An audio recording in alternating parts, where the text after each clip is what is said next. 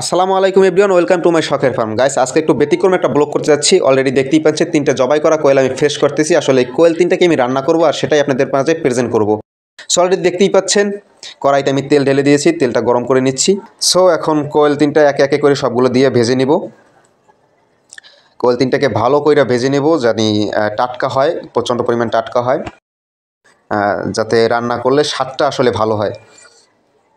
আমি ওলট পালট করে আর কি ভালো কইরা ফ্রাইয়ের মতন করে নিব। তো দেখতেই পাচ্ছেন একটা ভালো কালার আসছে এখন। হ্যাঁ, মোটামুটি ভাজা শেষ, এখন আসলে উঠাই ফেলাবো।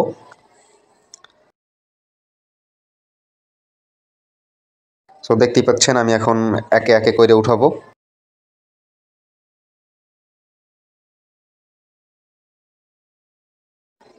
সো গাইস, এখন দেখতে পাচ্ছেন আমি এই কড়াইতে মশলাগুলো দিয়ে দিতেছি। আসলে প্যাকেট মশলা এবং ঘরোয়া যে মশলাগুলো ওইগুলোও সব কিছু দিয়ে দিতেছি, এবং সব কিছুরই বাটা, আস্ত কিছু না, সব কিছুই বাটা হয়েছে। দেখতে পাচ্ছেন সব কিছুই, মানে মশলা যেগুলো আছে ওইগুলা সব কিছুই বেটে একসাথে দিয়ে দিয়েছি, সাথে প্যাকেট মশলাও দিয়েছি।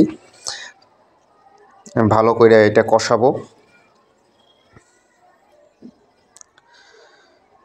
কষানো মোটামুটি হয়ে গেছে, এখন এটার ভিতরে কোয়েল 3টাকে ছেড়ে দিব। কোয়েল 3টা দেখতে পাচ্ছেন ছেড়ে দিছি, এখন হালকা পানি দিব। সো গাইস, পানি দেওয়ার পরে এটাকে একটু নাড়াই চাড়াইয়া মিশিয়ে দেবো পানির সাথে।